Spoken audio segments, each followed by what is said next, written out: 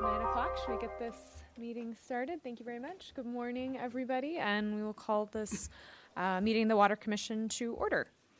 Roll call. Do you want to? Or I could just say Commissioner Kilbourne is running a little bit late, and we're still waiting on Councilmember Snedden, but everybody else is present. We do have, do we have any changes to the agenda? No changes to the agenda. We've got one comment here from Mr. Chichillo for an item not on the agenda, so we'll start with you. Just be sure to turn the mic on. Yeah. I got a green light.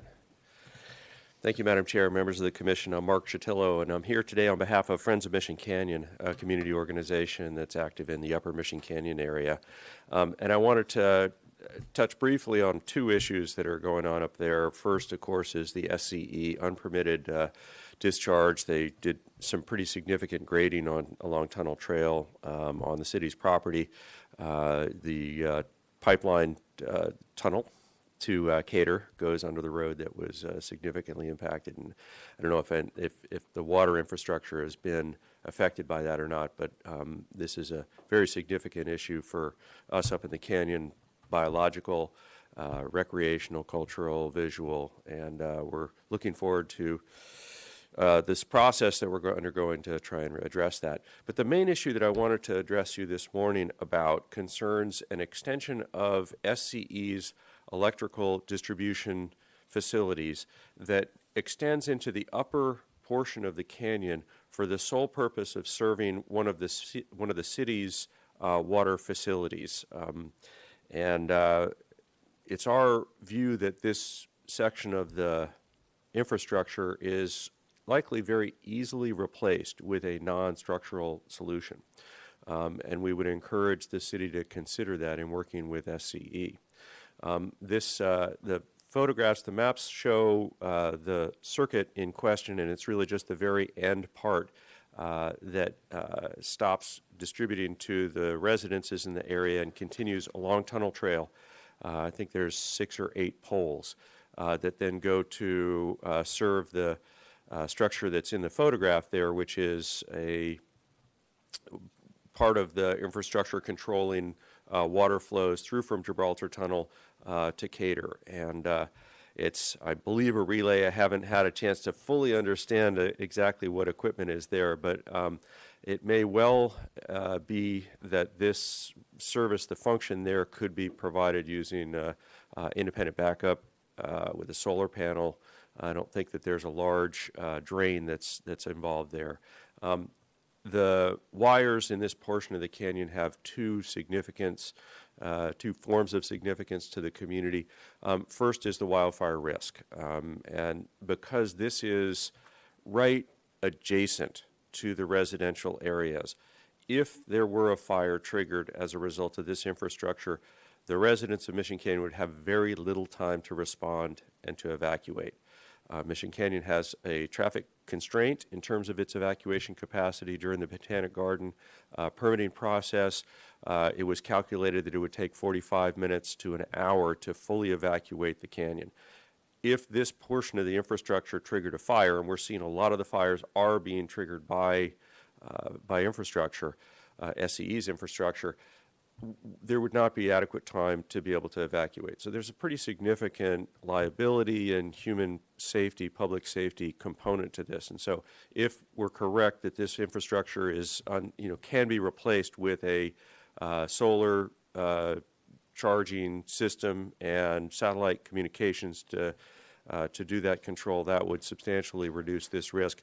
The other concern that we have is for the aesthetic of this area. It's a very popular recreational area, as we've seen from the SCE grading project. There's a lot of people that use this trail on the weekends. Parking on the tunnel roadside is down the road, and so there would be a substantial aesthetic benefit from the elimination of these poles as well. So I appreciate the opportunity to go a little bit long in my comments and to raise these issues to you. And if you have any questions, happy to talk about it. But and I have talked to Mr. Hagmark and left a message with Kathy yesterday. And so we're eager to work with the city to try and effectuate this. Thank you very much for your time. We appreciate you bringing this to our attention. You bet. Thank you. Chair Bruni, Commissioners. So yes, appreciate Mr. Chatillo coming and talking today. We are aware of this. We have been looking into this. Our main focus has been on communications. We've been trying to improve the communications we have there. We do have an old direct buried communication line that we've had trouble with, and so we've been really focused on improving the radio communication. We've spent about $20,000 trying to shore up the radio communication there so we have redundancy. We do receive quite a bit of data from that South Portal site. We have looked into the power costs. We've gotten a preliminary quote of around $10,000 to put in a battery and panel to kind of support operations there. We're trying to work through the logistics of how you protect that solar panel, given where it's at. Unfortunately, its vulnerability to vandalism. How do you keep it at that? So it's still something we're working through. Where to prioritize that and everything else we haven't quite figured that out yet, but we're certainly aware of the issue and looking to see what we can do to try and minimize this impact. Question, Mr. Hagmark, can you explain to me what the structure does? So that particular structure right there is just a base for the power to come in. The equipment that it runs is the telemetry equipment that's at the south portal of Mission Tunnel. We have a flow meter monitoring system there that actually helps to run the hydroelectric facility, because there's a valve at the hydroelectric facility. If water starts to back up there, it'll open and close that valve. So it's pertinent that we have active communication. Otherwise, you could overflow there and cause potentially flooding damage, unexpected damage there. So maintaining secure communication is important, and also maintaining that power to operate that is kind of critical. But this is the structure that Mr. Shapillo is commenting on, and this electrical wire coming into it? Right, I don't know if it's specifically the structure that's his main concern, but the power and the power poles and the aesthetics of those. That structure, I don't know what its history is per se, but there isn't a whole lot in that particular structure. It's really just where the power has landed. It likely had something to do with the tunnel's initial construction. Thank you. Mm. All right, thank you. Consent items? I have a comment. On the second item, the contract for the consulting services for the AWIA. Steph, could you tell me a little bit about what the range of risk we talk about evaluating potential risk, and that can go from everywhere from natural disasters to terrorism. So, what's the range of risk in this study? Chair Bruni, Commissioner Davis, great question, and I think we're still grappling. This is something that was passed by the feds. We're still grappling exactly. You kind of make of it what you want, and so it's a document that's intended to be updated every 5 years, and we're going to be kind of initially taking a stab at it. I'm going to have Matt Ward speak to some of the details in there, but I think it's one of those documents. When this first came out, I was kind of nervous about, in the sense that it really isn't a document you really want to publicize. It's not. It just looks like here's how you can wreak havoc in a community. Yeah. So it's intended to be self-certified. So we're going to go through this process and hopefully at the end of it come up with information to help further. It's not that we're unaware of the vulnerabilities, but to kind of help us drive some of our projects that we have. But to that end, I can have Mr. Ward speak to it. I think Joshua described the general situation well, but as far as details and stuff, they're going to be reviewing some of our asset management documents, some of the previous condition assessments we've had, looking at our current situation, and then creating a process to update every 5 years. So, any other questions? These are mainly comments. The other comment I had is under environmental review. And I'm sorry, I'm a nerd at times. It says it doesn't require CEQA review, as it does not involve any physical change to the water distribution system. That's not a reason to exempt from CEQA, right? Again, you could have policy changes which still have to go through CEQA that show long-term effect. You don't have to have physical changes in that regard. So I think somewhere in there, before it goes to council, there is a categorical exemption, or it's not a project under 15630 or something like that. Anyway, I just look at that before it goes to council. And then my last comment, talking about being nerd and having too much time on my hand, and the minutes, under public, Jeffrey Young needs a semicolon, not a comma, because he's not really part of Marburg Industries. Okay. Because if you read it the way, there are two people there with Marburg Industries, and the record would show that Jeff is not representing Marburg. Okay. So, sorry I had too much time on my hand this week. And if you're gonna make that change, it's Jeffrey, not ERY. Thank you. Okay, and with that, I'd make a motion to approve consent calendar. Second? Okay, motion second. All those in favor? Aye. Any opposed? All right, thank you very much. Let's dive into the water rate development. We just did that. Oh, sorry. It's all right. But we said the minutes. Yeah. We just did them together. Okay. Yeah. Mr. Hamilton. Chair, Commissioners, Joshua Hagmark, Water Resources Manager, and I just wanted to kick this off. So we did have an opportunity, it was on short notice, but we did meet with our ad hoc group to talk a little bit about this. But we've got a lot to accomplish with these rates. I know when I initially went into this, we were hoping to keep any rate increases at or near inflation, which for us, for the water industry, is about 3.6%. It's been averaging. The water industry's been pretty active. There's a lot of growth going on in that area, and unfortunately, it looks like there's been some changes that I think we're going to also have to address, and just going to highlight, and we're going to go into more detail some of the examples of that. We really haven't seen the rebounding water usage that we had anticipated.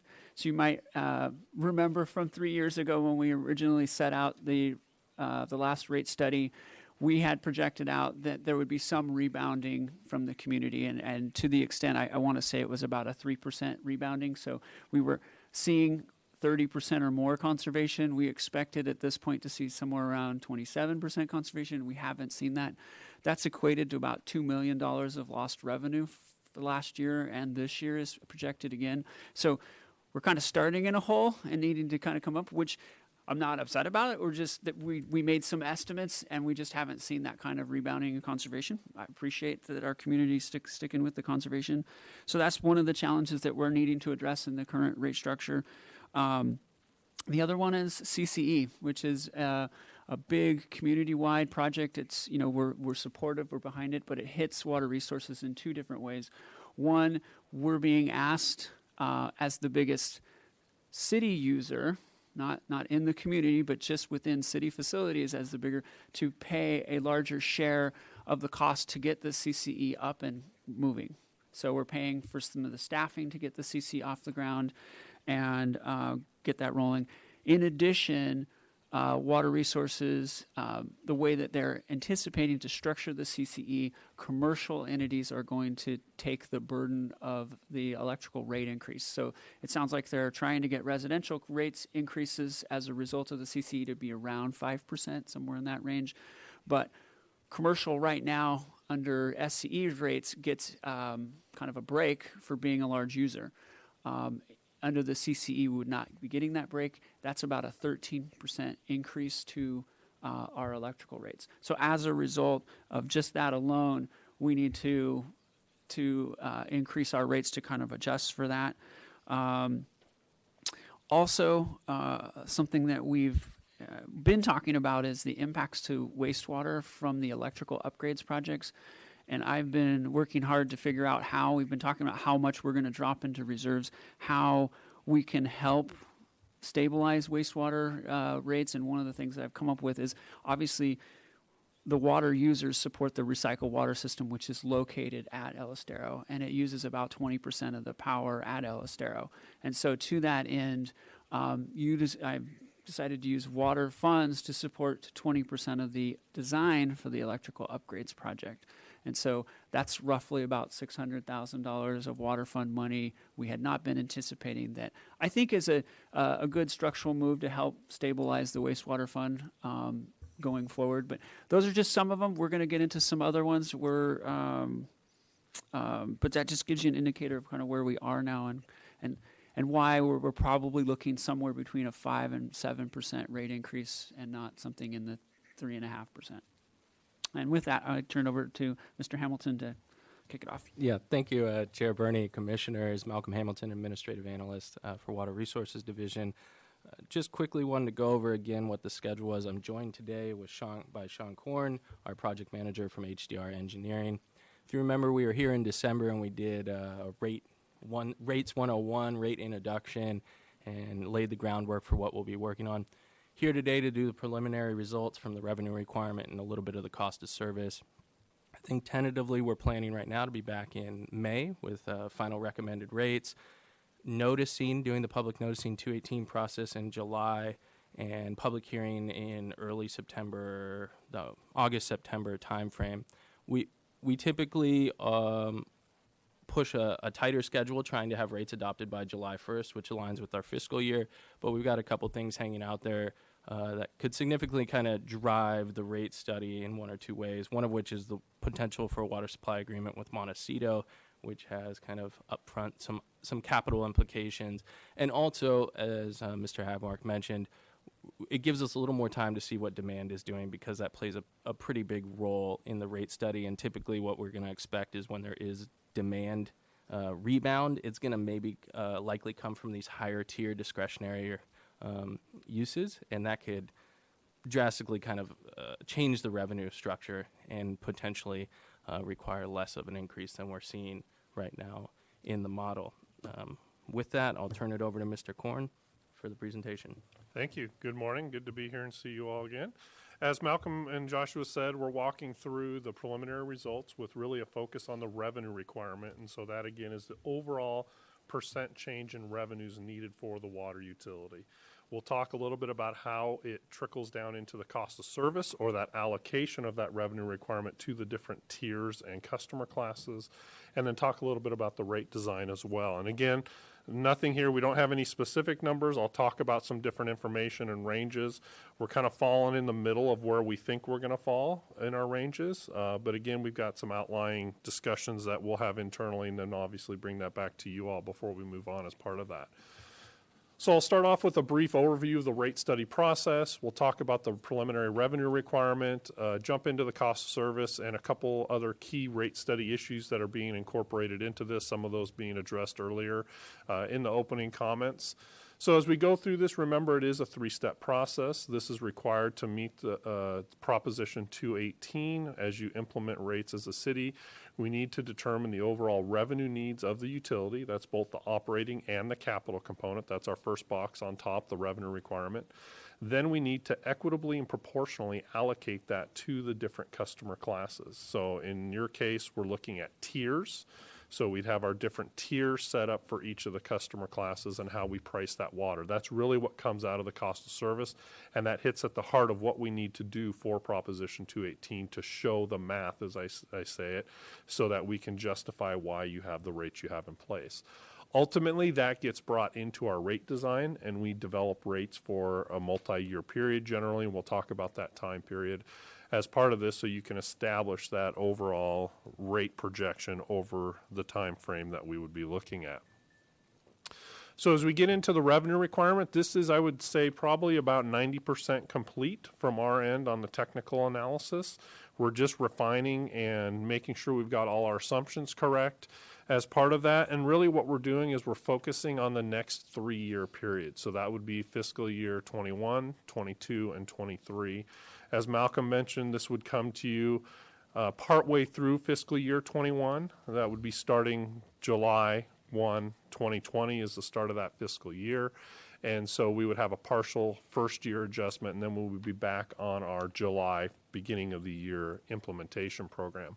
However, while that's the focus for rates, and primarily because of some of these discussions earlier, the water supply agreement, how does that impact things short-term and long-term? How do demands change? We really wanted to focus on a 3-year period to establish rates. We felt like going out 5 years, which is what you've done in historically and what we did on the wastewater side, that may be going a little too far, not knowing where demands are going and what other changes we may see in infrastructure needs over the short term. We are building a 10-year model, So we are looking out over that 10-year time frame. We're trying to build in all the assumptions that we know, the capital plan, the funding sources, the changes in O&M, to get a big picture view, but narrowing that down for this next few years. Malcolm mentioned the consumption projections. We've taken a look at the recent demand study projections that were provided to the city. For the 3-year period, we are actually holding demands flat. The study that the city has on that had some classes going up, some classes going down. It was essentially a net decrease in the next few years. We're not sure that that's going to necessarily happen. So for the model run we have right now, we've got it flat for this 3-year period. So no increase or decrease in consumption patterns. Everything kind of stays as is as part of that. As was mentioned, this, it is somewhat conservative. The last study did assume some rebound in demands. That didn't happen. So from a rate setting perspective, we want to think through this process of what are we going to really expect or see as part of this, because we don't want to overshoot or undershoot too much. We undershoot that, then we're behind on rates, which is what you saw recently. We go the other way, and all of a sudden we have more revenue. That changes the whole picture. So we want to try and balance that out as best as we can based on the information we know today. So that assumes that we have the 20-some to up to 30% conservation. Is that the assumption? Correct, yes. Yep. Where you're at today Right. is where we'd sit going forward for the next 3 years. Now, while we're holding demand flat, we are assuming some new customers, 0.5% growth of customers each year coming back onto the system. So you'll have some new growth, new homes, new businesses on the system that would pay both fixed and variable components of the rate. So we do have some growth built into this to reflect what we'd see. We started the analysis with the fiscal year 2020 and 2021 budget. So that's our starting point, those 2 years, and then we project off that going forward. And as was mentioned, we're using an annual inflationary rate of about 3.6%. Now that may feel higher to some folks compared to, the general CCI, the consumer price cost index or price index. But what we're seeing in the utility industries is that those inflationary impacts are higher. Some of that is driven by capital needs. Some of that is just driven by energy changes. So the power costs that you have, which is a large component of your budgets for both water and wastewater, those are increasing faster than the general inflation that we're seeing. So as we're building this, we built those out years with that inflationary component.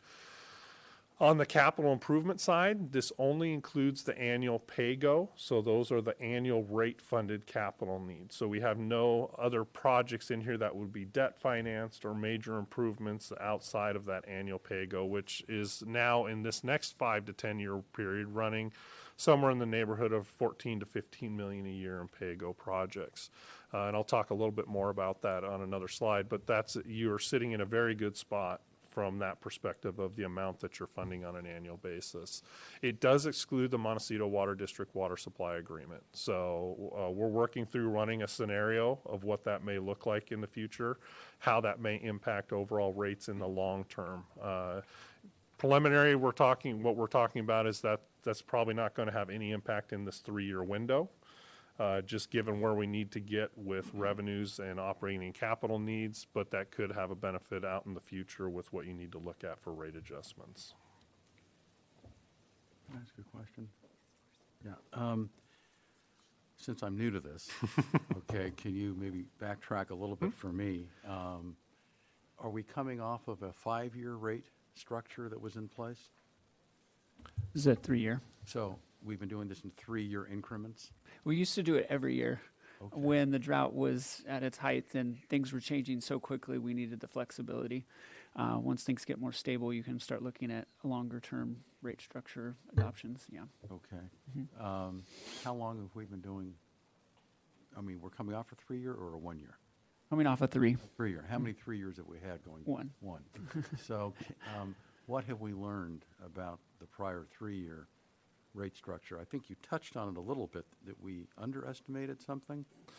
We did. We thought there'd be some rebounding Right. of conservation, and I think it's challenged to kind of predict some of those things. And I think the last 2 years have been somewhat wetter, and maybe that's where people have not been. It's been cooler and wetter, and that's maybe have slowed the rebounding.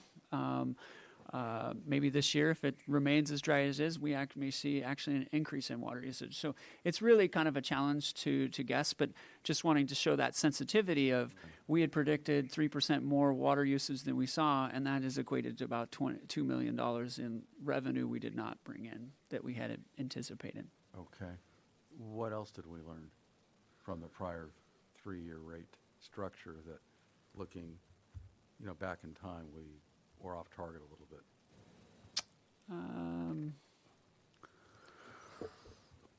If I may, The variability in Hagmark. sources of supply, I think that's been another thing that Yeah, has been shifting Chair quite a Bruni, bit on this. Commissioners Keller and Young, one thing we did in the last rate study, which was a little different, and we may touch on that today, and it was in the staff report, is how we address our annual water supply.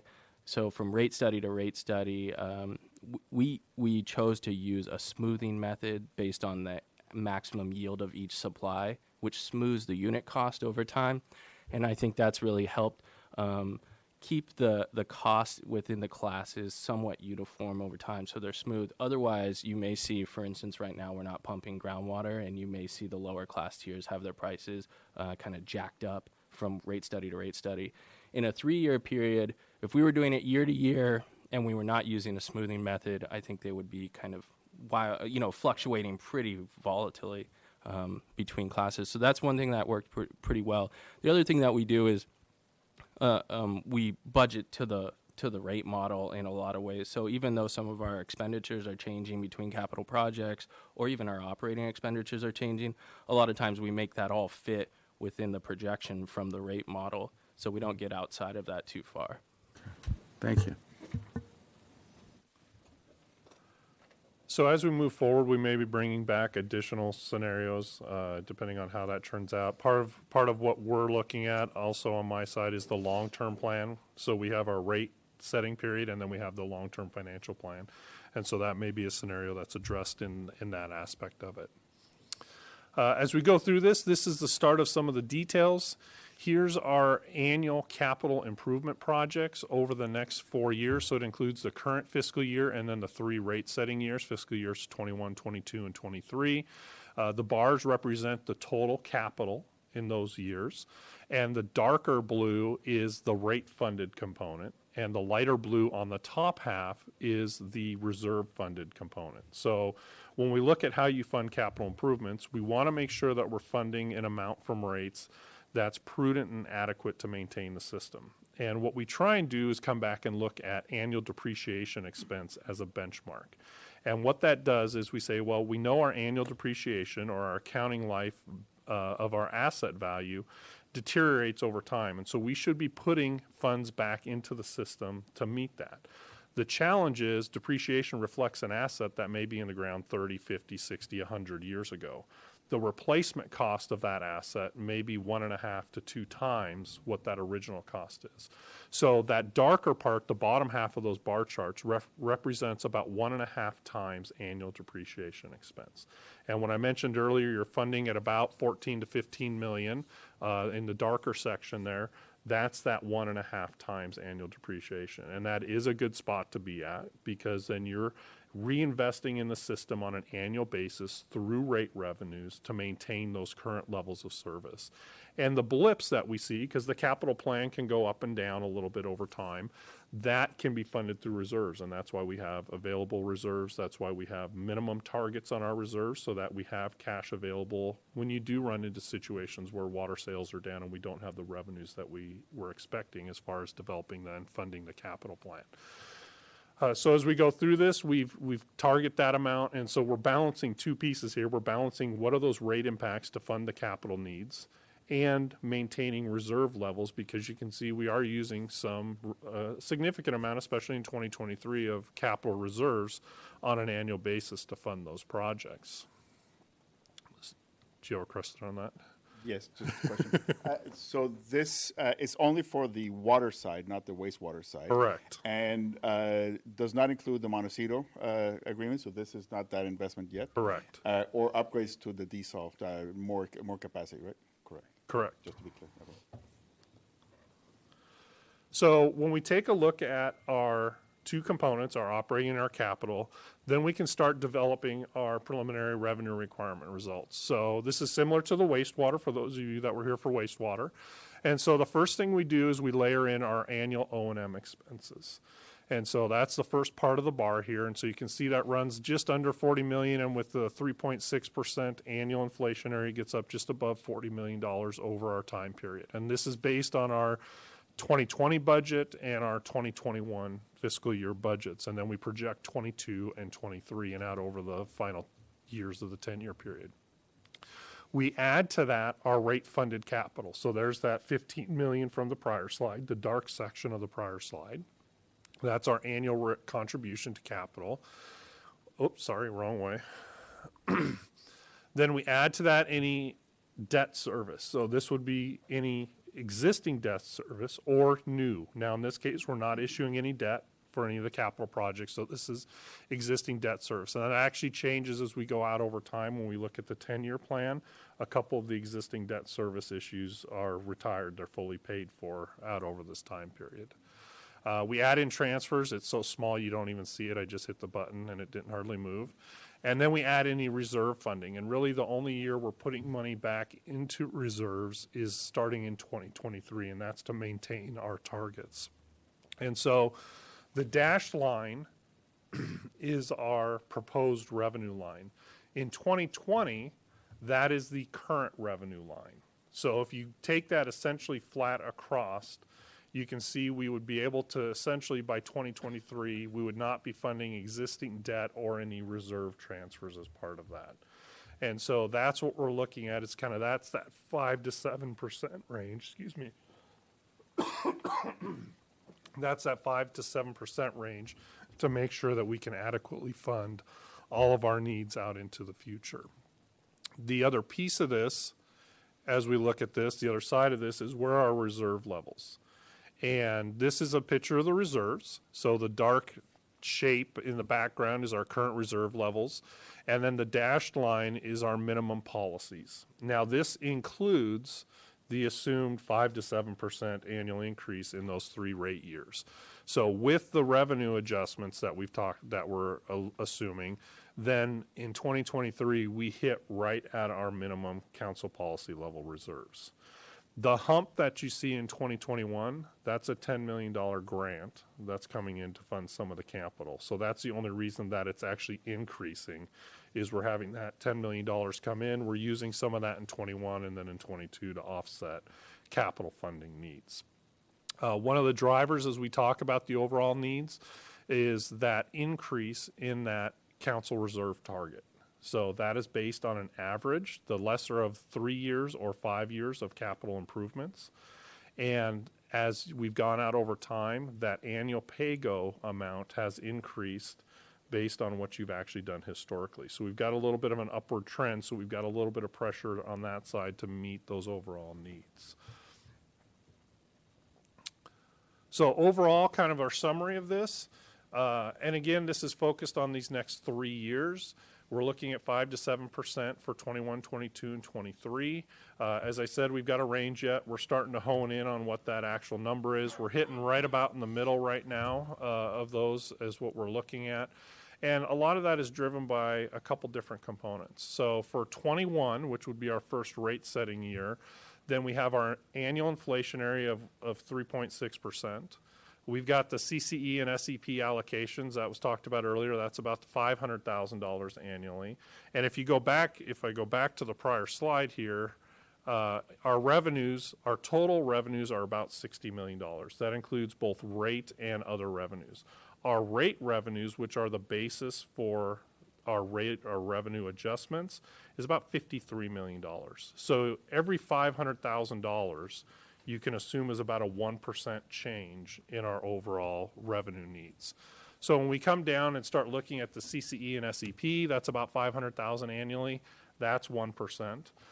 We have the new paving standards, which is a change in what the cost of the main replacement program is. So now there is additional costs associated with replacing the pavement in a greater area as you go down and replace pipes.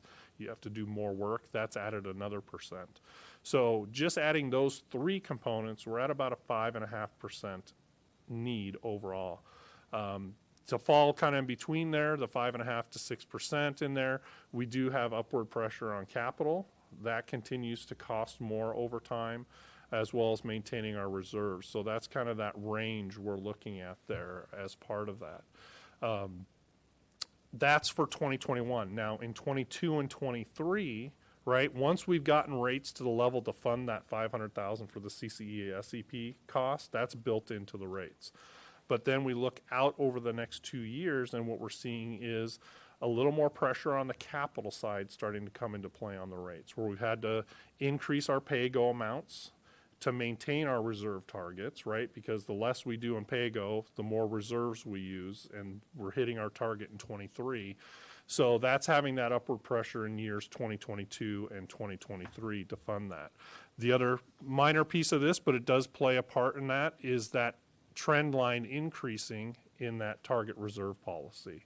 So we're having to make sure we're meeting that target as we get out into those outer years and in these 3 years, and that's what's driving a portion of the 2022 and 2023 revenue adjustments. For those who were part of the rate setting when we were in the midst of the drought, that was, as you remember, we were spending more to deal with all these drought expenditures, and at the same time, under our policy for reserves, we also had to be growing our reserves because we were spending more money. And it's one of those interesting catch, almost a tax on doing capital. So as we are spending more on capital, we have to put more money into these capital reserve account. And so it anyway, complicates them.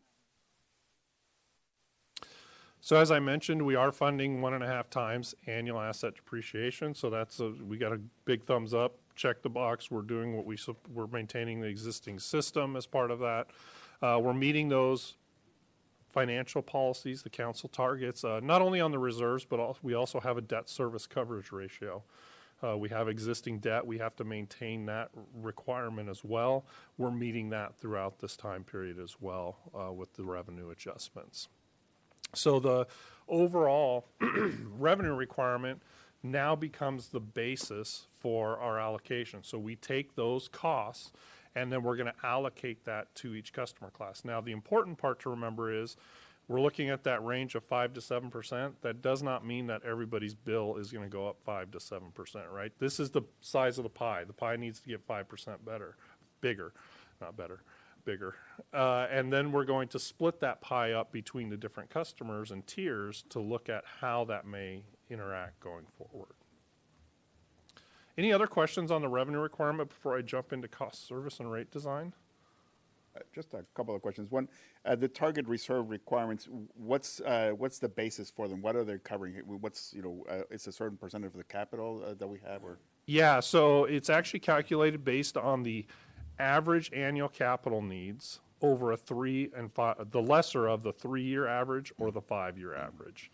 And so as capital has kind of gone up over time, and in several years ago in 2017 and 18, had to get my years right there, then you did not have as much pay-go capital. Mm-hmm. So that was kind of coming out of the drought, in the drought a little bit, so you weren't doing as much pay-go capital. So that line kind of dropped down. Now we're back to trying to reinvest in the system at those appropriate levels, and so that line's starting to trend up a little bit again. And then the other question is the $10 million grant it's a done deal, or is still something that is kind of being... Chair Bruni, Commissioner Keller, it's close to a done deal. If you remember, this was funded by Prop 1, passed in 2014, and initially excluded. The city fought really hard to get ourselves eligible for this grant. We were awarded the grant a couple years ago, and we've been in funding agreement negotiations since that point. Recently, we've had some really, really positive developments in what we both want to see in the agreement, and I think we're very close to signing. It is an item, I believe, Mr. Hagmark, we're going to bring back to you because there are some caveats to what we're going to agree to and how we'll operate the plant. Madam Chair, in the staff report, you've talked about increases, the rebound, that you're now saying basically you're going to assume flat. And just two questions, really minor.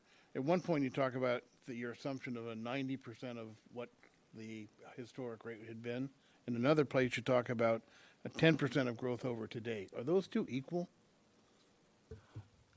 Chair Bruni, Commissioner Davis, I think what we're intending to say those are two sides of the same coin. Again, they would be equal. Plus Exactly. Or minus. Yeah. Okay. And those were taken, I had worked with Ms. Corey on that, who is the water supply analyst from her annual water supply report. So those should be in alignment. Okay. And then it just leads me to my real question. And that is, if in fact there is a rebound over the 3-year period, hence your revenues would be above projected, and essentially then those would go into reserves, and that reserve number would be a little bit buffered.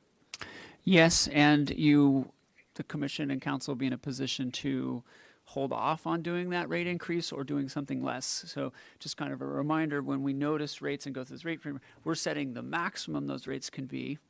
Assuming things are going per plan, that's what we would ultimately adopt every year with the budget. But certainly if we saw some, in this rate period that we saw some crazy rebound in usage, so demand goes up, revenues go up, the council would be in a position to revisit whether we could adopt some rate structure that was lower. Good, thank you. And that's really a key aspect of the rate setting period is that Prop 218 notification and adoption sets that maximum rate. And that's the most that you can charge for rates unless you go through another Proposition 218 process where you're going to have to notify every single one of your customers, hold the public hearing, et cetera. And so that's one thing we want to make sure. That's why we've got a range right now. We're trying to hone in on what that is really going to look like and make sure that we're all comfortable here and then with you all and then the city council on that key assumption of what that's going to do in the future as we move forward. So now, once we know that revenue requirement, we can start the allocation. And just a quick reminder, it's the equitable and proportional method to allocate costs between the different customer classes and tiers as part of this. Ultimately, what we have to do to meet Prop 218 is to show, show how your fixed charge and what defines that fixed charge and that amount of rate and the variable volumetric component. And so as we go through this, that cost of service is going to tell us what those rates essentially are. So as we go through this, if there are any changes or assumptions that are made to the rate structure, we need to bring that into the cost of service analysis to make sure that we're meeting those requirements as we establish rates. So as we go through this, we look at how the different sources are costing, how that is allocated between the different tiers and customers, and what makes up that overall proportional and equitable rate to reflect the fixed and variable component of that.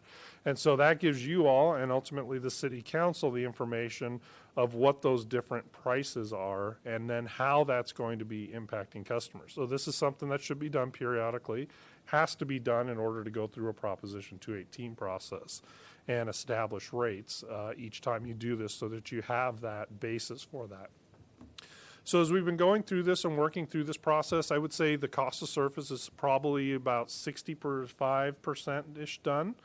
We've got everything built. We're fine-tuning some of the key assumptions, and those are really based on your historical approach. So it really looks at the resource stacking and the water supply prioritization. So it looks at your different sources of supply, your groundwater, desal, state water, all of your Kakuma, all of those different components. And then it looks at how those are allocated or prioritized between different customers. And so as an example, ag is priority 1, so they get the groundwater cost component of that. And then it works its way down.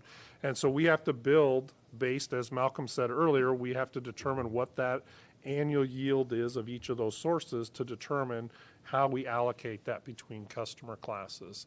And so the least expensive water sources are allocated to those highest priority uses based on council's adoption of those priorities. So as we looked at this, we were maintaining that meets the need to establish the rates on an equitable and proportional basis. And we've also maintained your customer classes of service. That's something else we look at as part of a cost of service is, do your customer classes reflect your customer base, right? Do we need to break anybody out? And so we looked at this. You have residential, multifamily, commercial, and irrigation. Those are pretty much industry standard. That's what most folks have. And so you're in a good spot there. We had no issues with looking at those different customer classes. The customers within each of those classes, they play together nicely, right? Their usage characteristics and needs are all very similar. They're not exact. They're not the same exact customer, obviously, but they're very similar. And so that is what allows us to come back and establish those rates. As we've looked at this, the relationship between the fixed and variable revenue, we're targeting essentially that same amount. That's a 70% volume revenue and 30% fixed revenue. That ties with some of the best management practices, and it reflects the conservation orientation of your rate structure. Again, as Joshua mentioned, that does have an impact on revenues when conservation occurs, right? We're not seeing the revenue we thought we would after the drought was over, and so that does play into that 70-30 aspect of that as well. On the tier pricing, it's going to be similar right now as what the results are looking like, but again, that is driven specifically by the actual costs of each of the source. So if you've incurred more cost on the O&M side, as an example, or capital side for Kakuma, that cost of that supply may go up a little. And so that can change a little bit the tier pricing. So this gets back to the overall revenue need, that 5 to 7%. It may not be a 5 to 7% on each of the tiers. We may have a range. Similar to wastewater, when we looked at what some of those changes were, we may see a similar process here on water where some of those tier pricing has changed. So as we finalize this, we'll be bringing this back in front of you as well, kind of what our final results are showing from a cost of service to build into our rate design. On the rate design, as we go through this, we talked about some of these primary goals as we went through the Rates 101. Looking at what those goals are, we've kind of identified them in some sense that we're going to maintain the 70-30 split. We're going to maintain those customer classes of service. Obviously, we always want to meet the legal and cost base. Those are two very important ones as we go through this. And so as we've gone through this, we're going to hit on all of those different components. Our current rate structures, here's our 4 primary classes. Residential, and actually all customer classes have the fixed monthly service meter charge based on the size of the service. And then we've got for residential a 3-tier structure. No proposed changes to any of these tier structures. Commercial on the top right, they're allocated a budget or an allotment, and that's their first tier. And then everything over that budget or allotment, which is based on their January through June average of their January through June consumption, is at that upper tier. Multifamily, very similar structure to single family or residential in that it's a 3-tier, but it's per dwelling unit or living unit in that complex. And then those block sizes are, again, a little bit smaller. Obviously, a multifamily would have less use interior, right, given the size of the home and everything else there. And then irrigation has a allotment as well, and then everything over the allotment. So as we've gone through this, what we're looking at is the current structures are contemporary.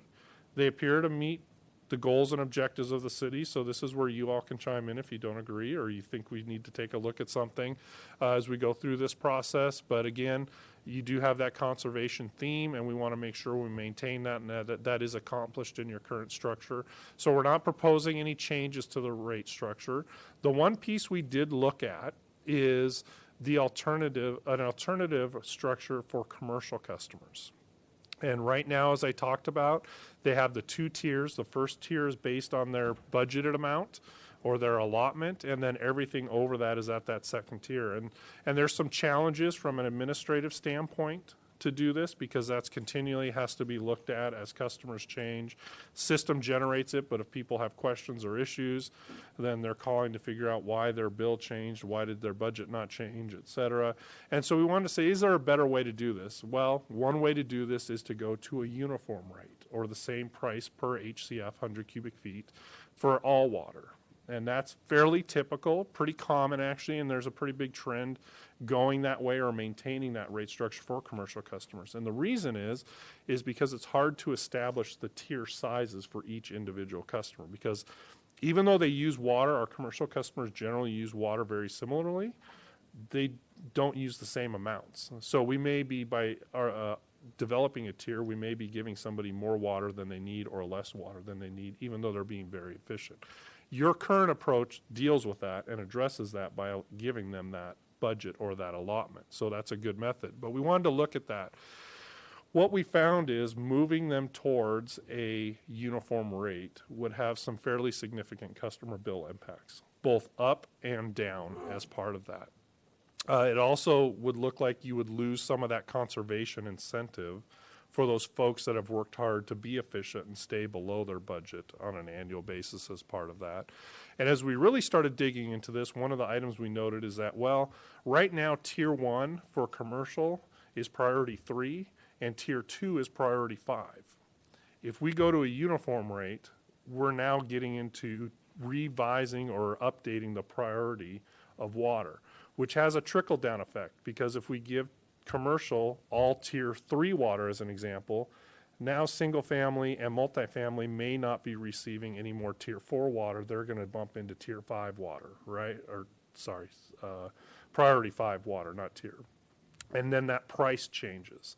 And so we started seeing some complications to this as part of that, because that would start impacting a lot of other customer classes' rates or the tier pricing for that. So when we looked at this, what we saw is, as we went through and evaluated every individual commercial customer, somewhere in the 2,000 number of customers, 2,000, and we saw a decrease of up to almost 65% and an increase of almost up to 35%. And that was the range. And what was interesting was we tried to do some analysis on, okay, what is it, a certain group? Is it a certain amount of usage? Well, no, really what it came down to is if you stayed under your allotment, you automatically got a significant increase, because when you think about it right now, Tier 1 for commercial is at about $7 an HCF. Tier 2 is at about $24 per HCF. So that blended average rate is somewhere around $10 based on the amount of consumption in each tier. So by default, somebody that stays within their budget is getting a 30% increase in that unit cost right away. And so I tried my hardest trying to remember statistics class and going back and trying to sort all this data. And it just kept coming back to that fact that if you're under your budget, you're going to get an automatic increase. If you use more than your budget, either because you're inefficient or you just need that water, you're going to get a huge decrease. So given what we saw about almost a 60-40 split, with 60% of those customers getting an increase and 40% getting a decrease. And then adding on to that some of the complications with the prioritization of water supply, we came back and said, you know, this probably is going to be a challenge. May not make sense. We talked about phasing this in over multi-years. Ultimately, you get back to that same bill impact, right? A 35% increase or a 60-some% decrease over whatever time you phase it in. And so given that, with the impacts varying, with a probable loss of conservation incentive, we felt like, you know what, this was good to look at, but at this point, not something we would recommend changing as part of the process. I had a very timely conversation this weekend with a couple friends who work in the restaurant industry, and they basically, their take on it was that their businesses play a flat rate, so nobody cares, and they waste water like crazy. And there were several people that were in the restaurant industry, and that seemed to be, they all agreed with this. And this was the common practice. And again, I'm not saying I did a survey or anything. It was just an interesting conversation over a long weekend. So I'm not saying we should change the budget structure, but maybe we need to look at the allocations. Maybe the allocations are too high, because to have kind of a general consensus that these restaurants are just wasting water without a care, and their employees are wasting water because they're not told that they need to care about water because they pay a flat rate. And I was explaining that it's a tiered structure, and if they use too much, and they were like, yeah, we just been told we don't pay attention to that. It's just told that we pay a flat rate, so we don't care what it is. Yeah, it's a tough issue. I mean, we spend enormous amount of staff time creating and working with each one of these commercial customers to create these budgets. I mean, I think, and a good example is our laundry folks. So our laundry folks have really done a lot to modernize their operations and reduce their usage. And they're given these budgets, and they're one of the people, when we talk about who would be hurt from this, they're one of the people who have really invested in technology. They even have recycled programs to keep their water usage down. And if we were to go to this more uniform rate, they would certainly see a significant jump, whereas there's others. And then this is part of the challenge, too, and why we were looking at this. There are others that January through June doesn't really reflect their bulk business. Tourism hits in June, and that's really when their water rates go up, and they're paying a lot more. But the basis being we've been carrying this January through June as the threshold for setting your budget for the whole year. So I mean, disheartened to hear that your friends are challenged with their operators not really being responsive to the cost of water, because they are paying a lot at this point for water. So, but yeah, I know we kind of come to the conclusion that we do have a structure. I believe it works. It is time consuming for staff, but I think at this point I don't have. We're open to listening, but I don't have a better solution to put before you at this time. I think we need to keep the conservation targets. To me, that's really important. I think we shouldn't move away from that. That's a really important incentive. People have already responded, and I think if we start moving that around, then we're basically going to give the wrong signal. So I think for me, that's very important.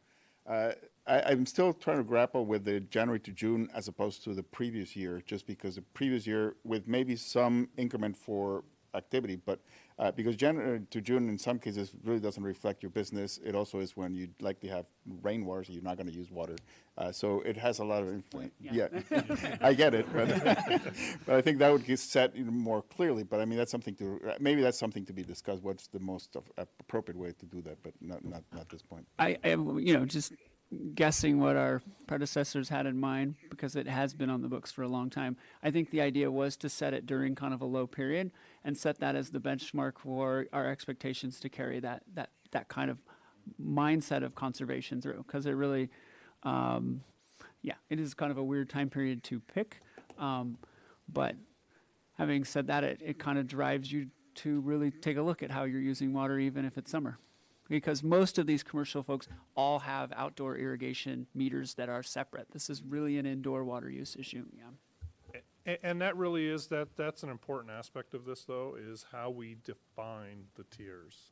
And that's something we need to do as part of this study. When you think about it, generally speaking, when we talk about Tier 1, we're focused on indoor use.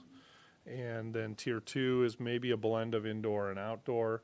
A lot of times we give that, like on the single family or the residential here, up to 16 HCF. That generally, for your typical single family customer, that's going to give them probably up to their average summer use, maybe not quite, but somewhere in that range. And then everything else after that is kind of that discretionary additional outdoor use. We know that doesn't work for every individual customer. That's just the aspect of using an average customer for a rate design. But that's the kind of the goal. And so same with commercial, looking at that, how we calculate that budget allocation. We looked at what it would do if we said, okay, let's take the prior year's annual. We had similar impacts. We had some folks that were really good about staying under their current budget, but if you look at the annual average, they're actually going over that, and they'd have a not as significant of an increase, but they would have some of an increase too. So there's always that trade-off. I always call it the waterbed approach. We're going to push down or push up over here. We're going to go down or up over here with somebody, because we're going to generate the same revenue based on the units that we're going to sell. It's just which customer or which customer class or tier is that going to come from. So, and then finally, kind of given our analysis of everything, we're going to maintain that current rate structure, customer classes, tiers, and then the water supply and priority by tiers as we've done in the past. So obviously, new numbers, current costs for each of the supply sources going forward, but that will be the basis of our overall rates. So as we get into this, we want to make sure we maintain our financial and rate setting policies. We've hit on the reserves. We're maintaining our debt service coverage. We're working on fine tuning our consumption demand projections and any conservation assumptions. And then as we look at our community choice, we built that into there now. So we've got that, looking at the capital improvement needs and timing, how that impacts overall rate levels in the short and long term. And then as part of that long-term financial plan, we'll be looking at the Montecito Water Supply Agreement. And then, as we talked about some of the key issues in the Rates 101, we're going to do an evaluation of what some other folks are doing for a water bill assistance program. So that's kind of, after we get this all tied up, we're going to jump into that question and do some research on what other folks are doing as part of that. So a lot of different issues going on with the water study. What we envision when we hopefully come back next time is we'll have the ability to toggle on the water supply agreement and toggle it off. And so you will be able to see how that impacts our revenue targets. Yep. So Malcolm hit on this at the beginning a little bit. Today we're reviewing the preliminary results. We'll, any info or input you all have, we can build into this as we go forward based on your comfort level with what we're seeing today. And then we'll come back and develop the preliminary cost of service and rate design, get some feedback from the Water Commission and the ad hoc. We'll finalize everything, and then we'll be back in May as our target to come back with those final numbers. And then July going out with the Prop 218 process, sending out that customer notification, and then that public hearing in September at some point. So with that, any other questions or comments that you all may have for us? If you don't have any question, I just wanted to update you. We are headed in April to Finance Committee. That's correct. With the second of 3 years of the wastewater rates. So it was approved by council, but it will be, the intent is that with the July water bill, wastewater rates will go up as well. So we'll be there just presenting, here's what we're doing this per plan. We don't recommend at this point any changes to that. And we'll also give them an update to the Finance Committee on where we are, just a brief update on where we are with water rates and our later adoption in September. Yeah, if I may add, Chair Bruni, Mr. Hagmark, I think we read recently that Montecito, just for a timeline on their census, they've recently hired a new rate consultant, and I think they intend to have rates in effect by July 1st. So we should be back here by May or June. We'll have some certainty on whether or not their ratepayers went forward with a desal embedded rate. Okay, questions? Cover it all? I guess I'll raise this question. I just had a question on the Montecito agreement, and you say staff does not expect it to have significant impacts in the 3-year adoption period. I get that. Again, I forget the particular points in that thing. Mm-hmm. Would the city be paying essentially for the proportional cost of the conveyance line? Are there other costs to city ratepayers that would come out of that agreement? Well, I can just quickly going through the details of it. The way that the agreement as it's currently drafted is Montecito doesn't start paying until they start receiving water. And the pipeline is part of the agreement. And so we are on the hook to build the pipeline. And once it's built, once we get to, if the desal plant were enlarged to 5,000, Montecito is responsible for 65% of those costs. It's our intention to take the $10 million grant that we got for desal and use that to pay for the conveyance pipeline. So it basically bites off a big chunk of that. So it is in the short term. There's a lot of money moving around. It's really the agreements, the long-term value of that agreement when they start picking up almost 50% of the desal costs going forward. That really starts to value. But there could be upfront cost, carrying cost of basically getting to that point. We can show how that works out. Yeah, we'll get into more details. There is an upfront cost with that, but given the repayments that they have, it quickly. Yeah, no, I comes understand. to that, I understand. yeah. Good, thank you. Mm-hmm. Okay, Mr. Horn, Mr. Hamilton, thank you so much for your time. Very much appreciated, and we look forward to seeing you in a couple months. Thank you. Next up, we've got the Kakuma Operations and Maintenance Board 2019 activities and accomplishments. Ms. Taylor is joining us. Chair Bruni, commissioners, we're excited today to have Kakuma Operation and Management Board staff here to give an update on a lot of exciting things that are going on at COM. They're kind of behind the scenes on so many issues going on. Whatever you guys want to fill in. There's a lot of exciting stuff that goes on, and unfortunately, they don't televise their meetings. You don't get to see the excitement going on there. But they are accomplishing a lot and doing a lot to protect the San Ynez River, and they wanted to come today and talk a little bit about their capital program and accomplishments that they've been working on. So with that, I'll turn it over to Kathy Taylor. Yes. Good morning. I'm Kathy Taylor. I'm the city's acting water supply manager. And as you know, we're members of Kakuma Operations Maintenance Board, and I attended one of the recent board member meetings, and I was really impressed with the latest activities of all the projects and accomplishments, which we do help fund. So I asked them, and they kindly have offered to come share this presentation with our water commissioners. So with that, I will turn it over to Joel Degner. Morning, Chair Bruni and Commission. My name is Joel Degner with Kakuma Operation and Maintenance Board. A quick background on the Kakuma project. It was built in the 1950s by the Bureau of Reclamation. It was their first seacoast project.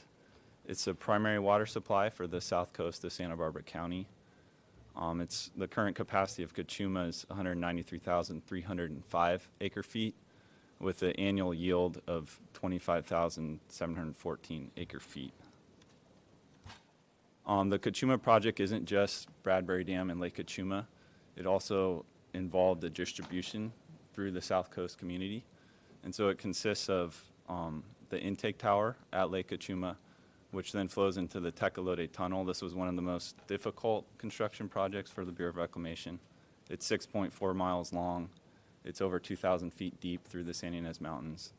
And there's a geothermal zone, which is very hot. There's 115-degree water that comes in, which made construction very difficult. It's also very difficult to inspect. Annually, they do it every 6 years. And there's also the Sheffield Tunnel, which basically goes from the Mission Creek area to Parma Park to the pipeline, so the hydraulic gradient is maintained through that area. And then the South Coast Conduit is the main pipeline, which takes the water from the tunnel, and it runs from Glen Annie area to Carpinteria Reservoir. It's 26 miles, and the system is fairly remarkable in that it was all gravity flow. So if you can imagine a molecule of water, it starts behind Carpinteria, flows into Lake Kakuma. It goes into the tunnel at 660 feet in elevation. It comes out of the tunnel, and then it goes through the foothills, through 4 reservoirs to Carpinteria at 360, all on gravity flow. So it's a very efficient, energy efficient water system. Very, very little energy is used to deliver water. And then there's 4 reservoirs. We have Glen Annie, Loro, which feeds into Cater Treatment Plant, and then there's Ortega and Carpinteria Reservoir. Just as a background, during the drought, our focus was on the emergency pumping facility, so it all flows through gravity when the lake's full enough. If it drops below the tunnel invert, then we have to pump water into the lake. So during that severe drought period, our focus was on maintaining that delivery. There's a lot of resources spent on that emergency pumping facility. And so now that we've had, the inflow in 2017 and 2019, we've been able to focus on some of our infrastructure work on this side of the mountains. So I'm just going to run through our projects since the drought. The North Portal Slope Stabilization Project, this is near the Tecolote Tunnel intake tower. The lake erosion, the waves erode the Monterey Shale Formation out there, and our access road was being undermined. So we widened that road so we had continued access to the intake tower. This was done by Granite and M&S engineers, and for $86,000 in 2017. This is a fairly substantial project, the Avar blow-off rehabilitation project. So at each high point in the conduit, there's an vacuum air release valve, and this lets air out when you fill the pipe, and it lets air in when you drain the pipe. And then at each low point, you have a blow-off. So we have about 120 of these structures throughout the system. And this was put in 70 years ago. So we had original valves and piping, and that's where we've seen most of the corrosion is on the steel coming out of the conduit. So we've been going through shutting down the system and then replacing the valves and piping. And so this winter we're getting through the Montecito area. So we've worked from Goleta through Santa Barbara into Montecito, and then the next 2 years we'll be working through Carpinteria. But we have to coordinate these shutdowns. We're typically on 24/7, so it's rare for us to shut down our system and do this work. So it takes a lot of coordination and collaboration. Just want to share our appreciation with COMB on this, because it does take an enormous amount of coordination to take Corona Del Mar or Cater offline when we're doing all these things, being able to fill up reservoirs, get kind of ready, and then there's kind of all right, you got 72 hours to get things done. And so Joel and his staff put together a lot of preparation to make these happen. And, so far the public knows nothing about any of these huge activities to take this vital asset offline, do maintenance to it, and get it back online. And then then we also have lateral structures. So this was a lateral in the Goleta area. It also acts as a blow-off structure. And here we had a leaking pipe. This was a difficult one in that we had no manway or no access into the pipe. So we had to the contractor crawled, 1,000 feet in the pipe to weld a new pipe inside. So it was a really difficult, challenging project. That was done by Cushman Contracting Corporation and Flowers and Associates for $132,000. And then we also have a large diameter blow-off structure in the San Antonio Creek area.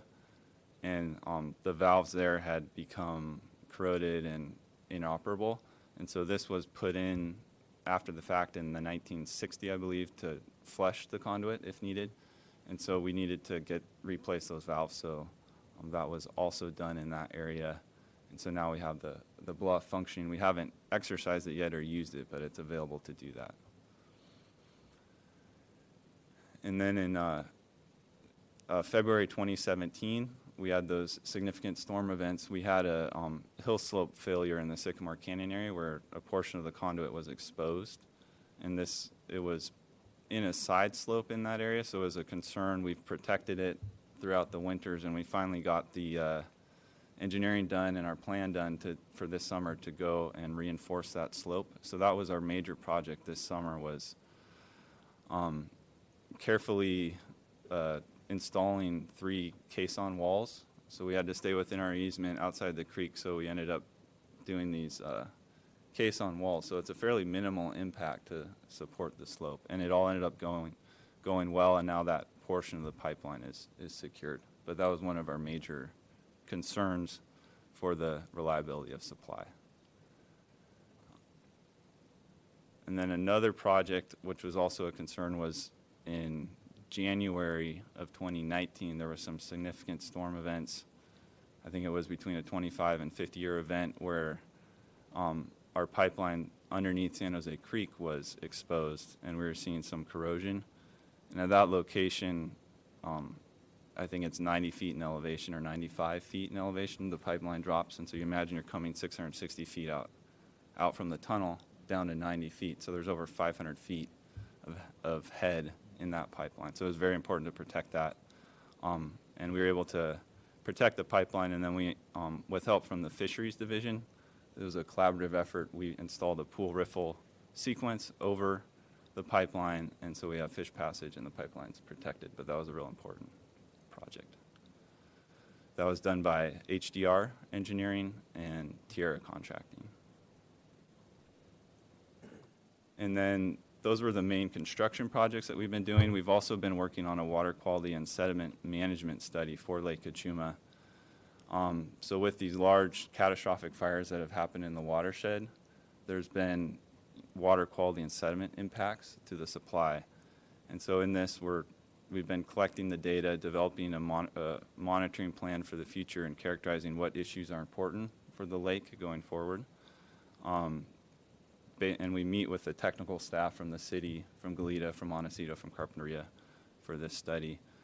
The top issues that were identified were total organic carbon. When we have these fires, the carbon gets mobilized by the fires and then it dissolves in the water, and you see increased concentrations going into the reservoirs. After the Zaka fire and with the Ray fire and these other fires in the watershed, we've seen the carbon concentrations double. I think in Gibraltar it's been even worse, maybe 10 times at times. So it makes treatment very difficult. And then the other issue are algal blooms. You also get nutrient fluxes into the lake, so you can have algal blooms which affect treatment processes. And then with the exposed watersheds, you have increased sedimentation. So I'm showing here on the figure, we found the original 1954 bathymetry for the lake. We digitized it, and we compared it with our 2013, so you can see the pattern of where the sediment has occurred in Lake Kakuma. And then on the right, we've been collecting a lot of water quality data for this study, understanding the thermocline, the different algal concentrations to better understand how we operate. We have 5 gates at our tower, so we can select which area to draft water from. And so knowing which is the ideal gate to draft from is important. And that kind of leads into... I've got a question. Yes. Before you go. Are you monitoring for any of the flame retardant compounds as part of the monitoring study? I don't know if they are, but we are. We certainly are looking for it, and we haven't found any constituents in our water. Okay. And what about combs? I think we monitor for phosphorus as a driving factor for algal blooms, but we haven't done the PFOS or the... Well, PFOS is one category. Yeah, Right. phos check. The FOS check, is that what you're referring to? One of them. Okay. I think there's other flame retardant compounds that come off. Um, And I don't know the names okay. of them. Okay. But I was curious, what Okay. they are monitoring for in their study. Right. Our main focus is the phosphate. phosphorus, because Right. that's a limiting nutrient for algal blooms. So increasing phosphorus levels is something we look at as that could trigger an algal bloom event.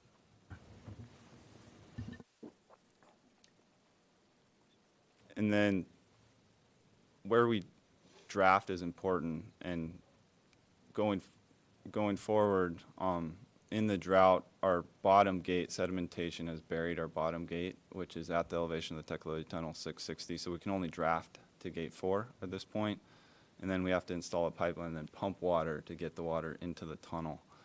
And going forward, we're looking at when we get to the next drought, is it possible to install that pipeline and weight it to the bottom, and then we can have that there. There's difficulty in putting it in and removing it. We had to put it in a year early, so we went through a winter where we could have had to take it out and not even used it. So there's a large economic potential cost to putting it in and taking it out. And then when it came up in February, it was a scramble to get the pipe out of the lake. It came up so fast. So we're looking at the next time to weight it to the bottom.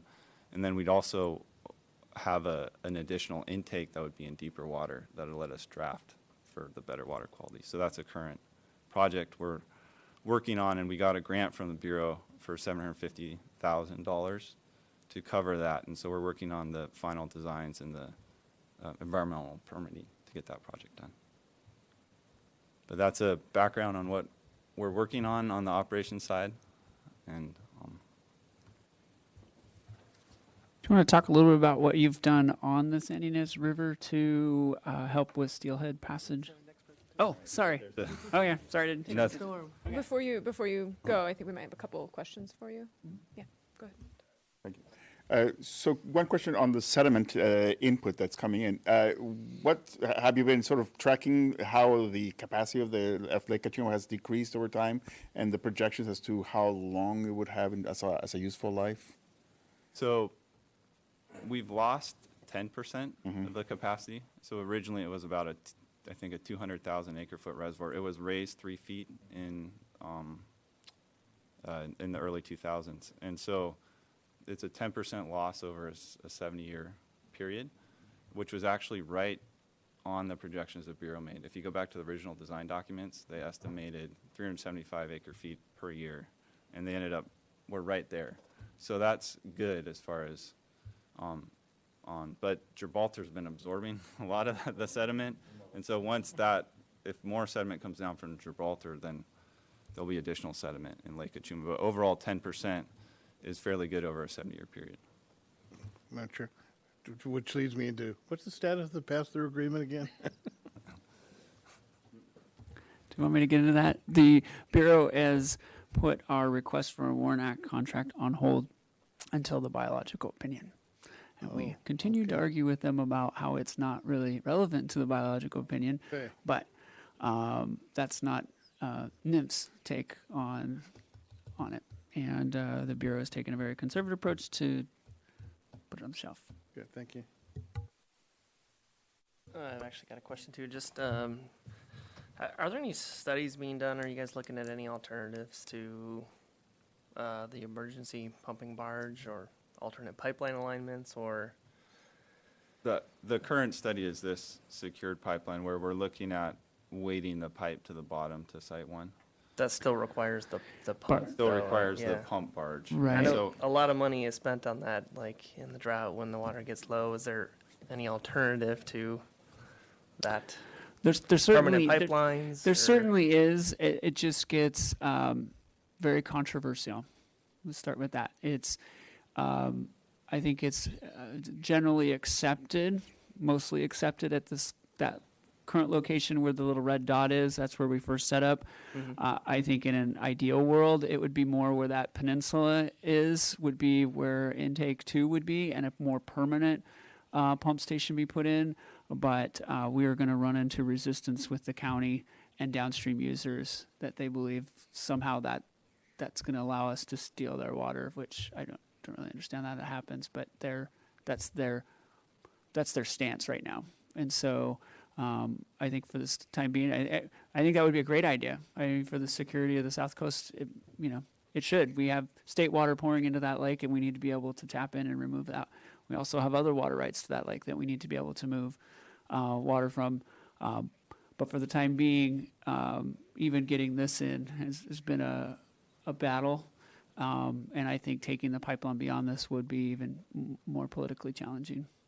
Not to say we won't entertain that at some point, but it just incrementally having that conversation. Yeah. All right. Thank you so much.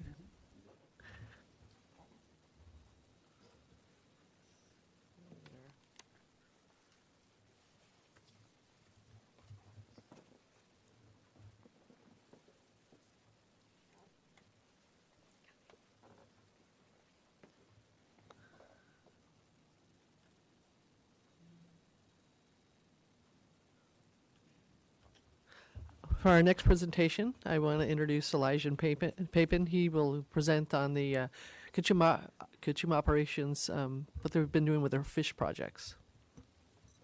Yeah, so Joel mentioned the operations projects that have been occurring, and I would like to talk about some of the fisheries projects that have been occurring. We recently completed our final bridge replacement project on Kyoto Creek, and so this kind of is a good time to present what we've done over the last 20 years, describing that process, but also other projects that we've completed. Here's an overview of the system, Lake Kakuma on the right, and here are the watersheds where we've implemented fisheries projects. Hilton Creek, just below Bradbury Dam, Kyoto Creek, and Salsa, Puedes, and its tributary Carro Creek. So Southern California Steelhead were listed in 1997, and COMB began implementing projects soon after that. The first project was implemented by Reclamation, and this was part of the seismic retrofit of Bradbury Dam. This is the Hilton Creek watering system. And how this works is water is transferred from Lake Kakuma to Hilton Creek to provide supplemental flow for steelhead and rainbow trout living in that system. This provides water for about half a mile of creek, And so that's a lot of habitat that fish can use for oversummering and rearing and spawning.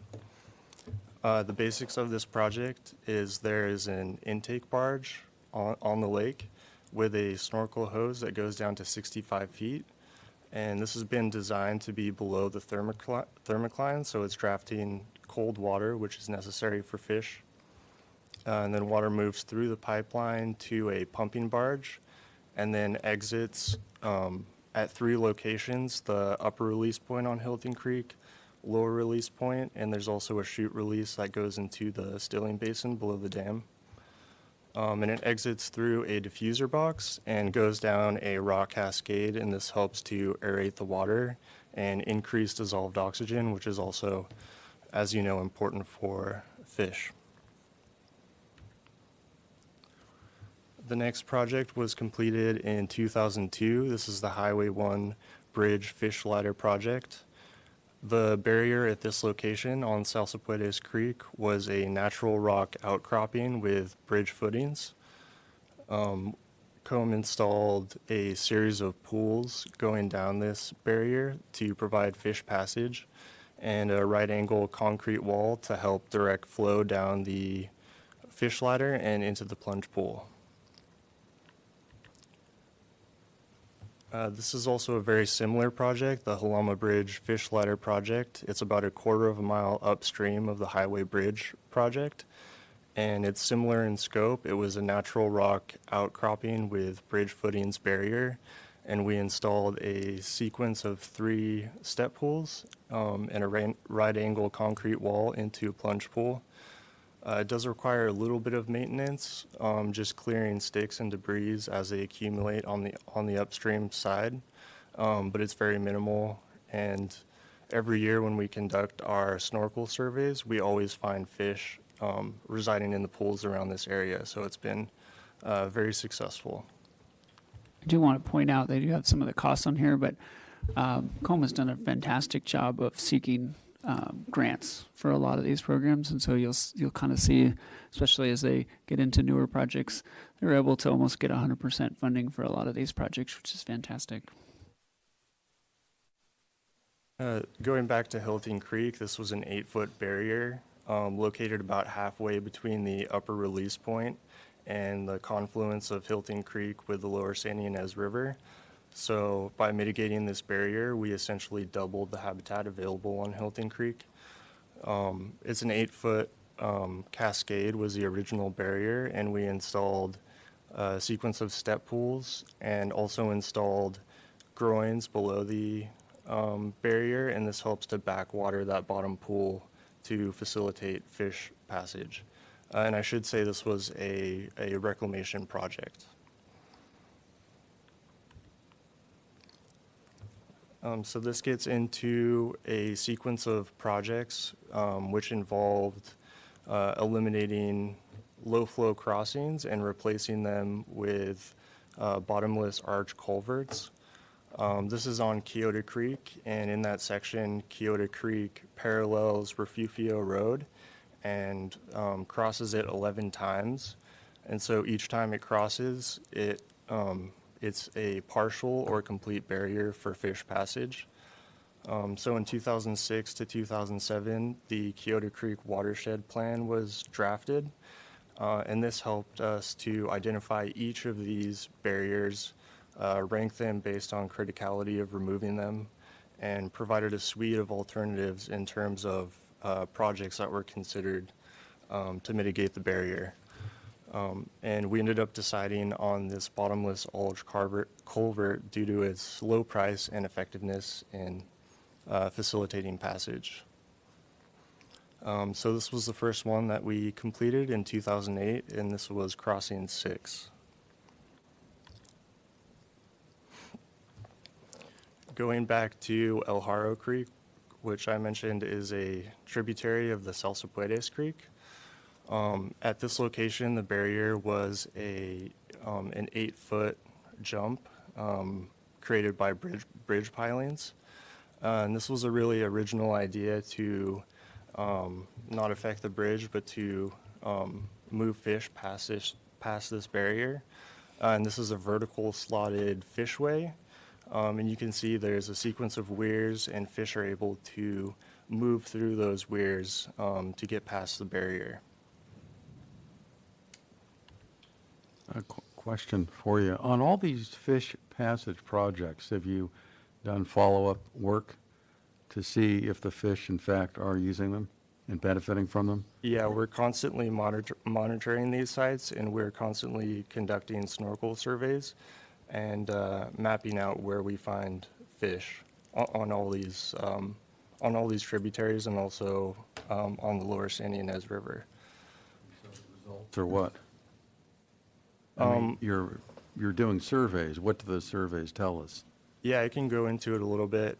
So, for instance, the Hilton Creek Cascade Chute project, there was no fish observed above that project site. But as soon as we turned on the water, we observed fish above that. And so the drought has had some effect on fish populations, but recently, especially after completing all these projects, we've seen an increase.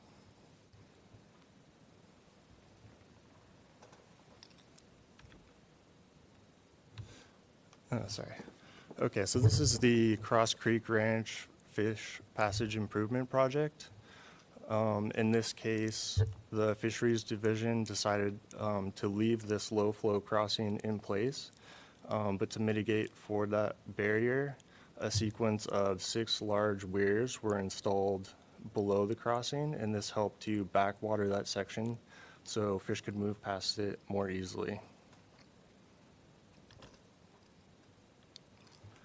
This was the second of the 11 crossings that we've done on Kyoto Creek. This was crossing number 2, and this was considered the Keystone Barrier in that original watershed plan I mentioned. And so this was one of the largest bottomless arch culverts we put in place. Again, we removed the low flow road crossing and put in the bottomless arch culvert. And in 2012, again, we completed one of these low flow crossing elimination projects. You'll also notice that under the bridge is a fence, and this is to keep cattle from wandering between properties, but it also works great. It's hung on a steel cable, and so if debris or large boulders come down, the fence is able to swivel and allow the debris to pass through, and it's worked quite well so far. Again, in 2013, we completed another one of these bridge replacement projects. And you'll also notice the cost of the bridges has gone up over time, but the grant funding that we've received has been commensurate with that increase. And you'll see as I get into the later projects, we've done a great job of securing a lot of grant funding, as Josh indicated. So who ends up owning these bridges when we've done this? Because it went from a summer crossing here to a bridge. Who's the owner now? Yeah, I believe there's a handoff between COMB and the county, and so once these projects are completed, the county signs off on it and takes ownership.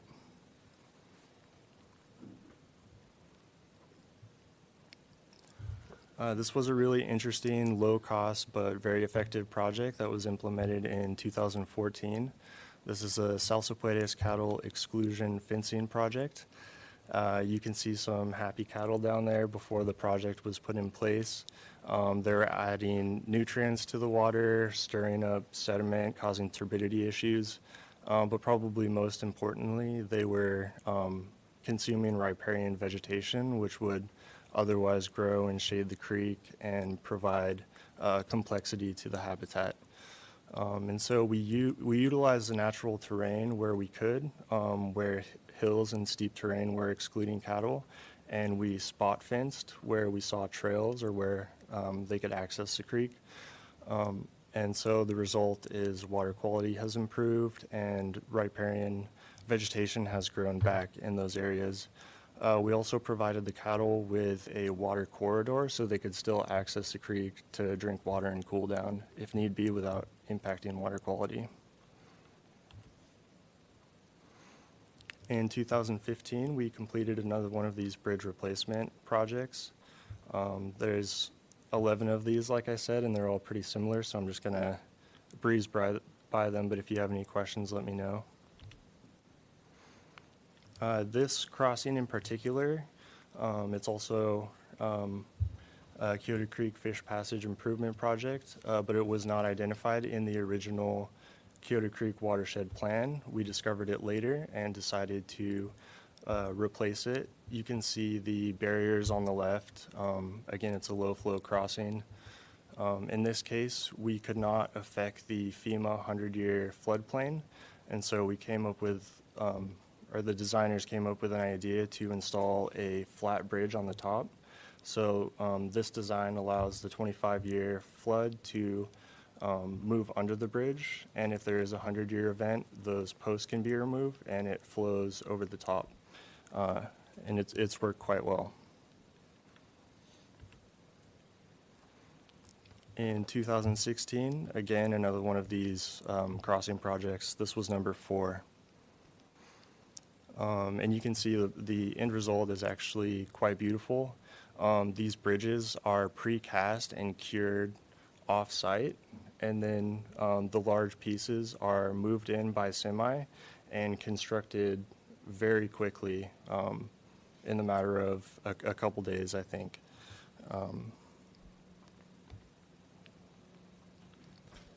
In 2018, we started a 2-year pilot project. This is the Hilton Creek Gravel Augmentation Program. We moved in native gravel, cleaned and washed it, and put it into Hilton Creek in various sites where we knew spawning was to occur. Gravel is very important for fish because it allows natural substrate for them to create their redds and to lay eggs.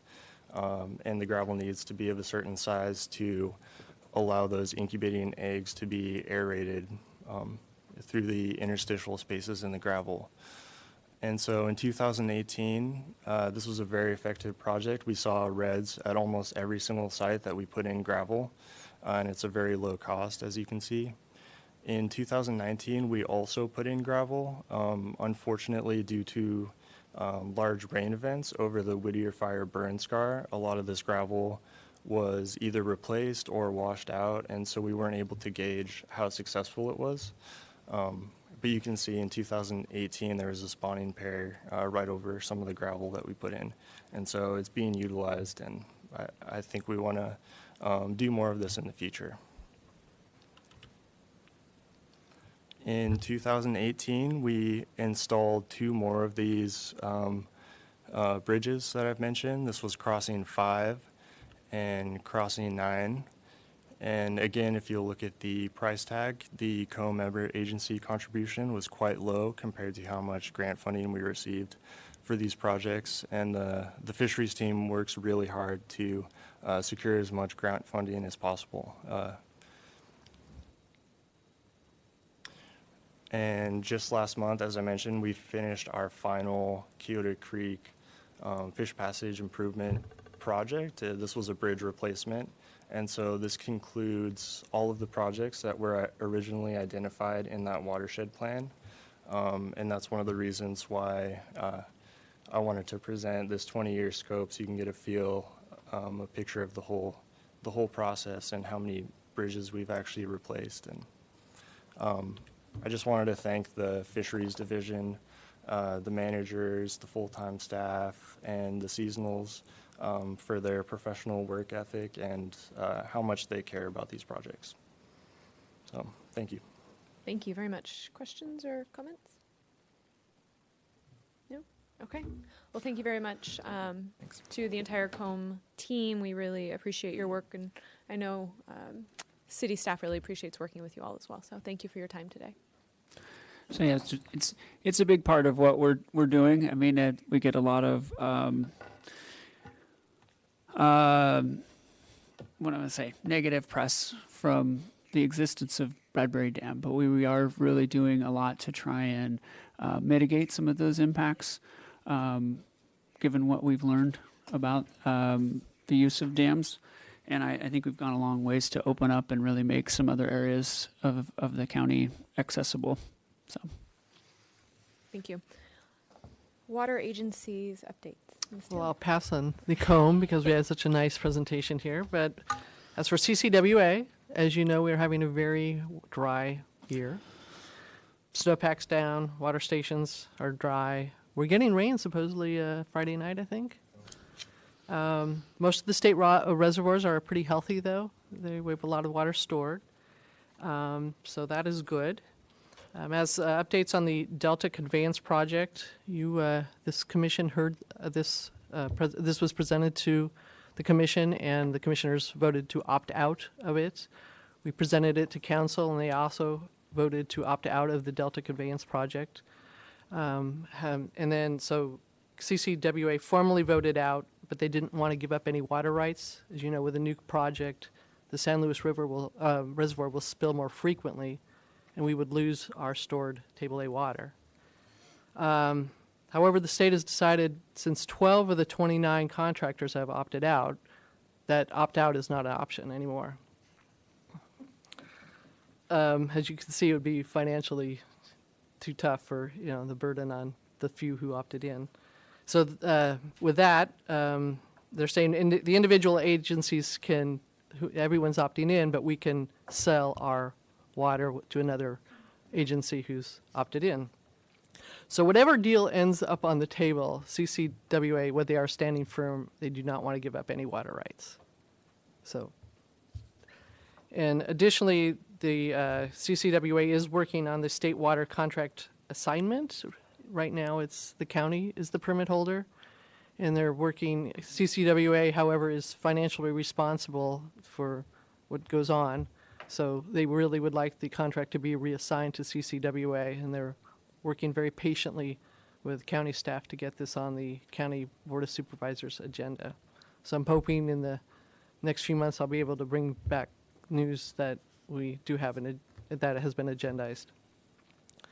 As for CCRB, they're currently assisting the Bureau of Reclamation, who's the permit holder, with addressing the state water rights order that was issued last September. Specifically, with the water rights order, there's a whole new host of terms that the Bureau has to comply with. So they're working right now on Term 20, which is basically the plan of plans to comply with all the work that has to be done under Term 24. So that's really the lion's share of their current workload. Additionally, the Bureau has, at the direction of the State Water Board, has sent the water order to the Fish and Wildlife as well as NIMS for a 30-day review. That was sent in January 23rd. They have a 30-day review, so we should be getting comments back shortly, hopefully. And CCRB will then be assisting the Bureau with responding to those comments. And within the next few months, the next what I'll be bringing to you is the CCRB budget. The Water Commission will be seeing this, I would expect, in the spring. And I don't think they anticipate any significant changes over the budget from last year. So that's my update. Thank you. Questions or no? Okay. Thank you very much, Ms. Taylor. Subcommittee reports. Sea level rise. The adaptation plan is scheduled to go to council on March 3rd for a presentation.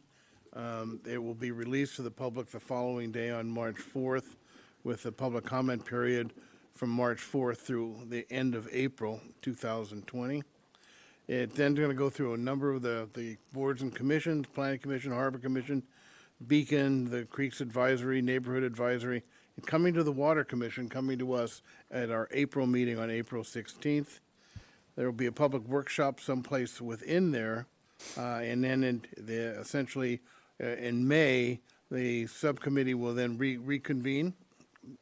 Leslie?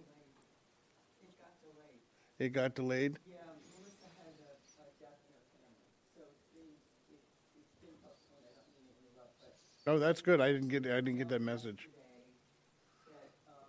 today that it's been, I don't remember the exact date, but it's going to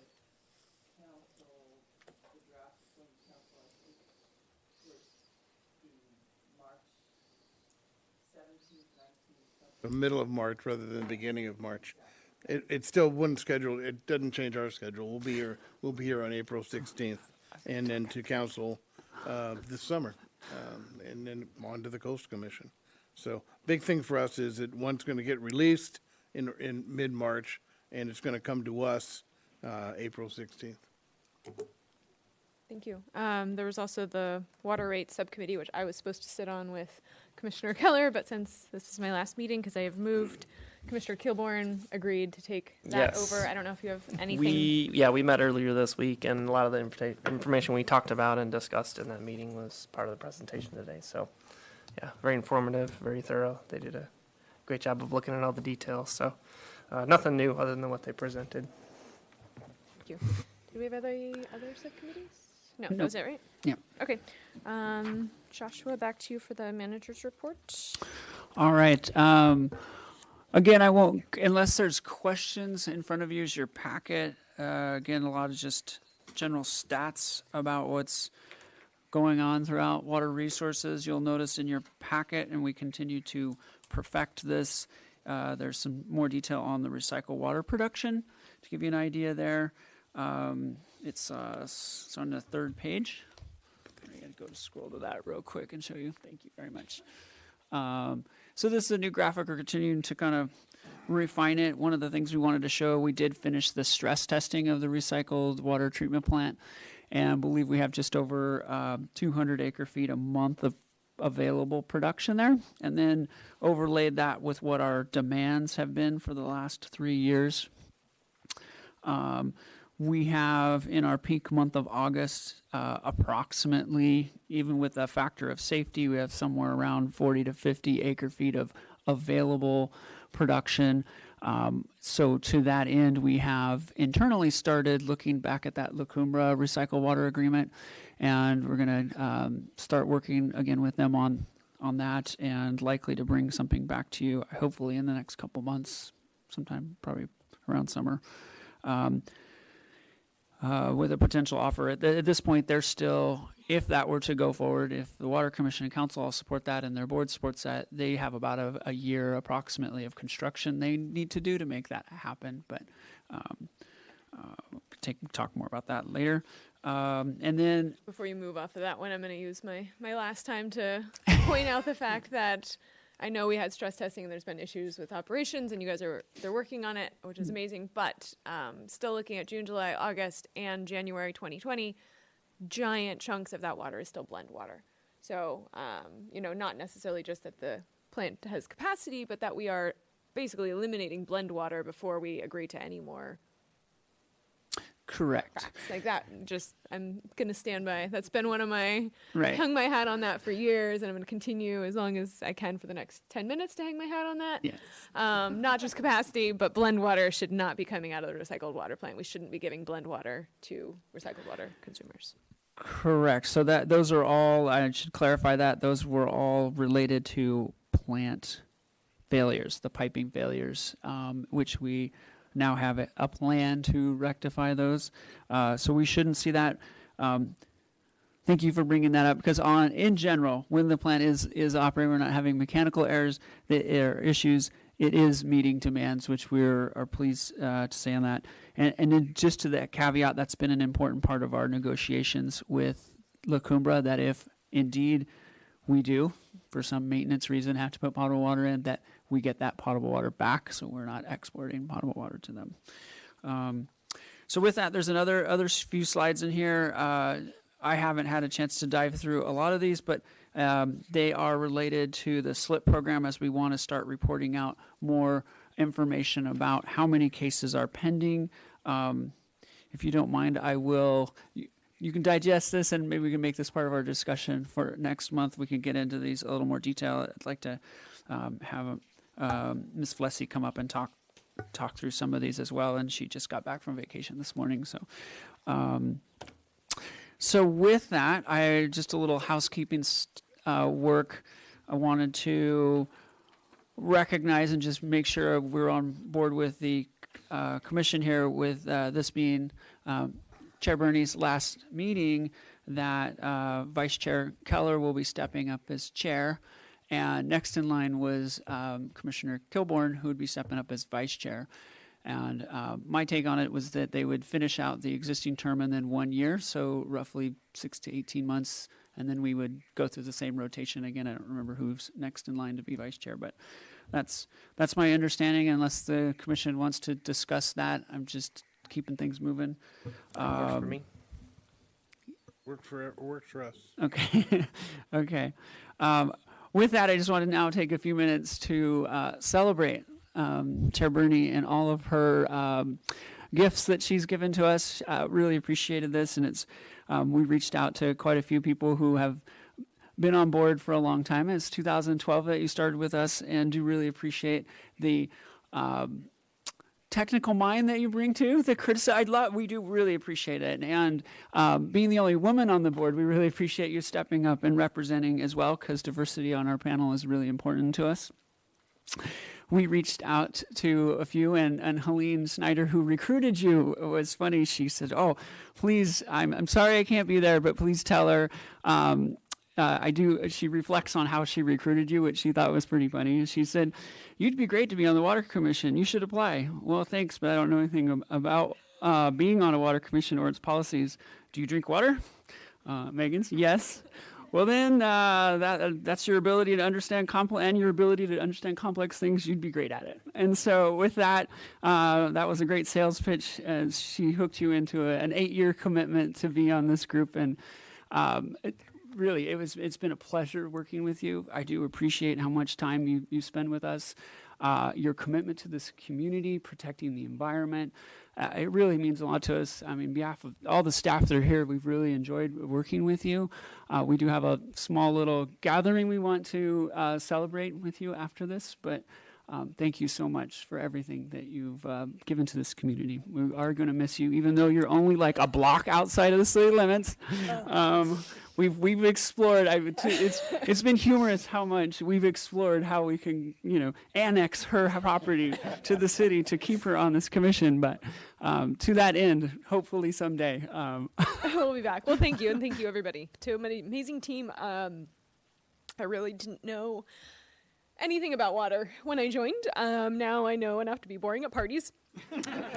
I've really enjoyed working with you all, and I appreciate your commitment to the city and our water quality, and learned so much, and hopefully at some point I can figure out how to use all of this knowledge and experience. So thank you very much, and hopefully we'll get somebody awesome in here. I know we've made some calls, and there's some great candidates looking to come in. So thank you, everybody. Thank you.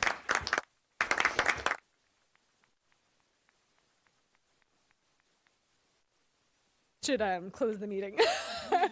So we will close the meeting, and next meeting is Thursday, March 19th. You will not see me here. Thank you.